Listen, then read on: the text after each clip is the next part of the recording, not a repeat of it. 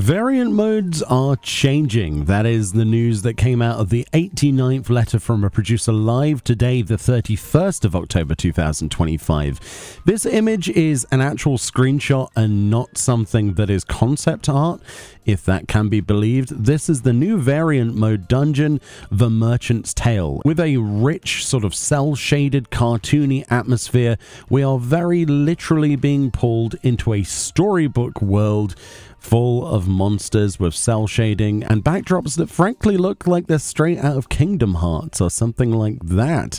The main character involved in this is a relative of Y'shtola Rule, and effectively they're a gleaner, and we're being pulled into a merchant storyline. That is what we know so far. Variant mode dungeons then, we've got 3 of them in the game. This would be the 4th. Essentially nothing has majorly changed with variant mode itself. You still have a route to go to each boss, and effectively there are 12 routes in total, giving you the ultimate reward of amount if you do all of those routes. Each of those routes then resolves in one of 3 bosses, as well as usually a secret super boss as well. This then is pretty much exactly the same this time around in patch 7.4. It runs exactly the same way up to a certain point, and that's to be expected. Doing this repeatedly will give you currency. You'll be able to get yourself treasure coffers inside there, as well as using the currency tokens for exchange for a variety of items, including mounts, minions, glamour items, and probably framers kits as well. The way that this changes then from the original format of variant mode Criterion and Criterion Savage is that we now have variant mode, and then we have variant mode Advanced. This is a new difficulty above variant mode then, but basically gives you no exploration. Instead of having the full map to explore, instead you have 3 rooms with 3 bosses, and you get to choose which one you tackle first. Ultimately, if you just tackle one of the bosses, you'll get your personal rewards and you'll be on your way, and you don't have to do the rest. However, if you clear all 3 of these, it will unlock a special room with a bonus reward.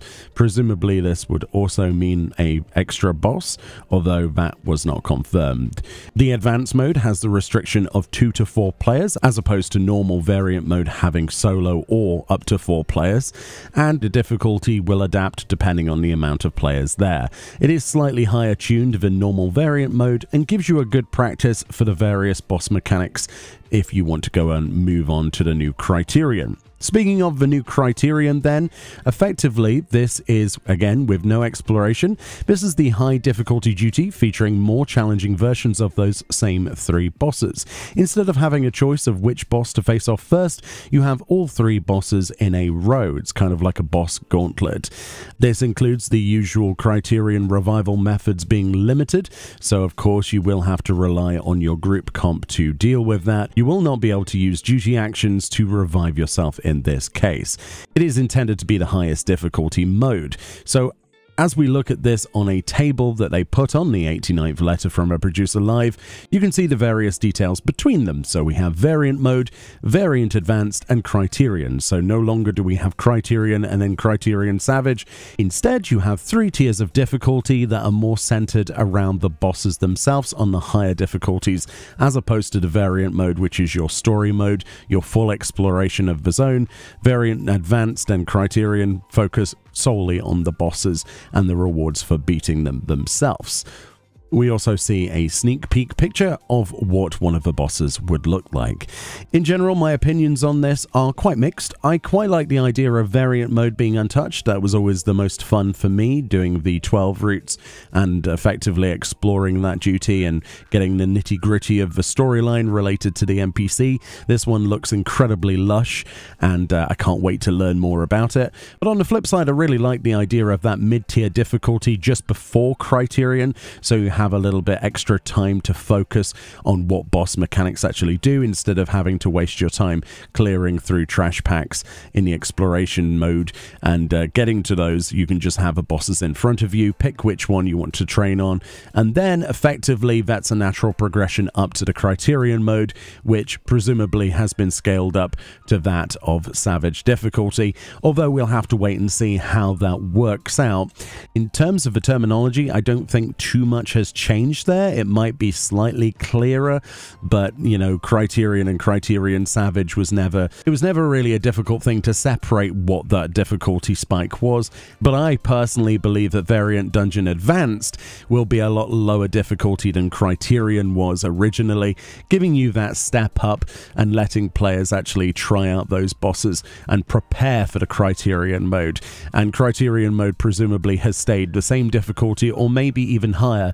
We'll have to wait and see for the finer details when that content comes out, but this is the way that they appear to be doing this content going forward. After the recent discussions about the Deep Dungeon, Pilgrim's Traverse, and of course Quantum, which involved a form of scaling based on offerings that you would give to an NPC to make something easier or more difficult, I am surprised that we didn't see any of that involved here, especially when that was the discussion that was had a few months ago.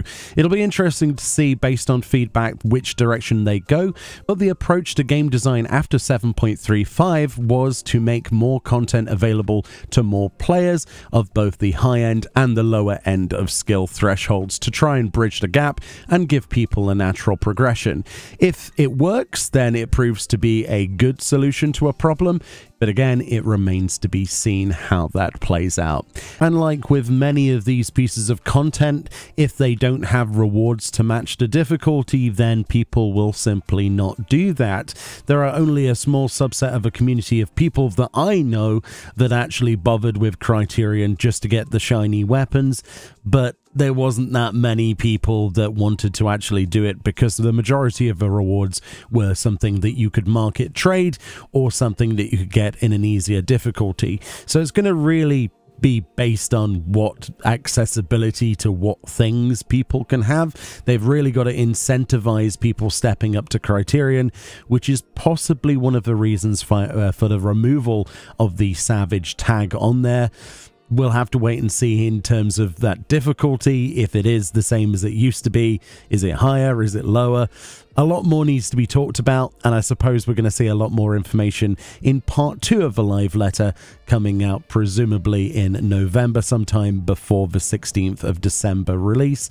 So fingers crossed we get more info on that. My personal hopes, I hope that they've retained the difficulty of Criterion, maybe even baked in some of the Savage difficulty into it, and made it a true step up rather than having the Savage tag there to scare people away. That's my hope, but we'll have to wait and see. Anyway, let me know what you think about the new setup for the Variant Advanced and Criterion mode. Do you miss the idea of one of them being called Savage? How do you think this is all going to pan out? Do you think Criterion will be just as difficult as it was before, or will it be harder to compensate for the lack of a Savage term being used on that label? I'm definitely interested to see where Final Fantasy goes in terms of its development and the new mantra of making more content available to more players and making it so that every patch has something for a player of all different caliber to play. Is this the right direction? I don't know. Let me know. Much love, and I'll see you all next time. Bye-bye.